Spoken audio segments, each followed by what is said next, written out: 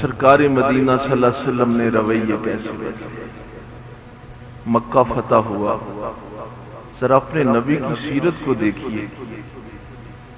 سرکار نے فرمایا کہ کسی بوڑھے پہ حملہ نہیں کرنا، کسی بچے پہ حملہ نہیں کرنا، کسی عورت پہ حملہ نہیں کرنا، جو گھر کا دروازہ بند کر لے اس پہ حملہ نہیں کرنا، جو ہتھیار پھینک دے اس پہ حملہ نہیں کرنا۔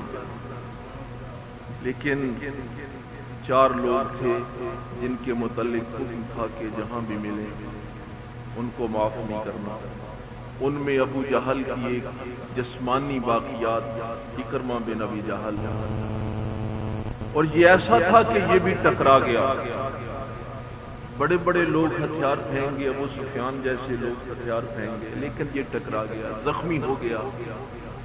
میں نے واقعہ لمبا نہیں سنانا، صرف حضور کا وہ طریقہ بتانا ہے کہ حضور نے کردار کیسے بدلے اور ہماری ذمہ داری کیا لگا۔ ہم نے صرف اس طرف غور کرنی ہے۔ اب یہ زخمی ہو کے بھاگا، جدے آیا، کشتی پہ بیٹھ کے یمن کی طرف روانہ ہونے لگا، کشتی بنور میں پھنس گئی۔ ملاح نے کہا کہ اللہ اللہ کرنا۔ یہ ویسے عجیب بات ہے کہ لینن جب مرنے لگا نا تو اس نے بھی اللہ اللہ کہنا شروع کر دیا۔ یہ کمیونسٹوں کا بانی ہے لینن، اور یہ مذہب کے بہت خلاف تھا، خدا پہ یقین نہیں رکھتا تھا۔ تو ساتھیوں نے کہا کہ اب مرنے لگا ہے تو اب اللہ اللہ کرنا شروع کر دیا۔ تو لینن نے کہا تھا کہ مانتا تو نہیں ہوں، لیکن یہ لفظ زبان سے جب کہتا ہوں تو سکون ہو جاتا ہے۔ تو یہ ایک فطری چیز ہے، خدائے ذوالجلال کا جو یقین اللہ کی ذات پر، وہ کسی کو ہو یا نہ ہو، لیکن یہ تڑپ کسی نہ کسی کونے کھچرے میں موجود ہوتی ہے۔ تو ملاح نے کہا کہ اللہ اللہ کرو۔ اکرمہ کہنے لگا ساری زندگی محمد سے اسی بات پہ جھگڑتے رہے، اب کیوں اللہ اللہ کریں؟ اس نے کہا جب کشتیاں بنور میں پھنس جائیں پھر اسی کو ہی یاد کیا جائے۔ ہمارا ویسے اور طریقہ ہے، ہم پتہ کیا کرتے ہیں، کشتی بنور میں پھنس جائے تو اللہ اللہ کرتے ہیں، اور کنارے لگ جائے تو زور بازو کی باتیں کرتے ہیں۔ ہمارا طریقہ یہ، بازوؤں میں طاقت کی بہت، وہ لوگ بہت تھوڑے ہیں جو منزل پہ پہنچ کے کہتے ہیں مولا تیرا صدا کہ ہمیں منزل نصیب ہو، اور وہی قلیل من عبادی الشاکرون، وہی تھوڑا گروہ ہے شکر ادا کرنے والوں کا۔ تو وہی اللہ کو پسند ہے۔ دل میں ارادہ کیا کہ اگر یہی حقیقت ہے تو مولا ایک دفعہ بچا لے،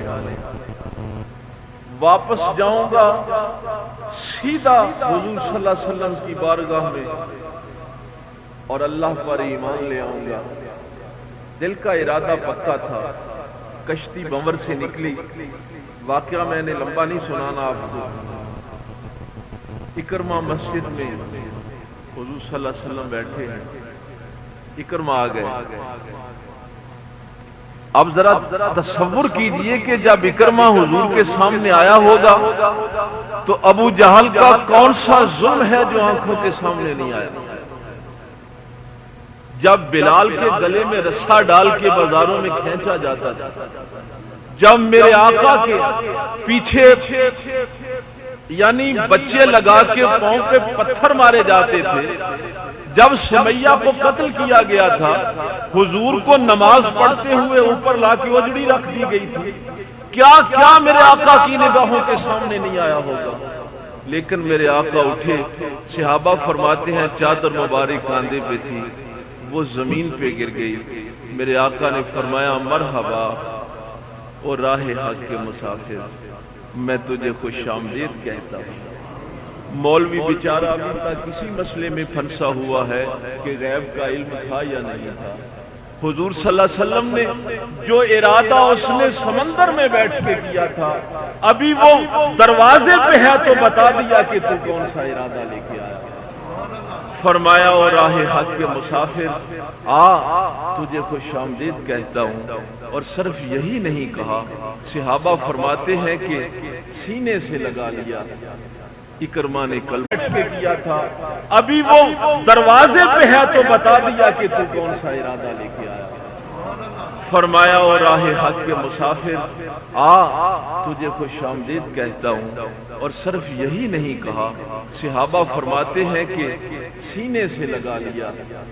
اکرمہ نے کلمہ پڑھا۔ میں نے صرف جو بات آپ سے عرض کرنی ہے، محبت والی بات، اس کو ذرا سمجھیے اور اپنے دین کی روح اور حقیقت کو سمجھیے کہ ہمارا دین اصل میں ہے کیا اور ہم کس طرف الجھ رہے ہیں، ہمارا دین ہمیں کیا سبق دیتا ہے۔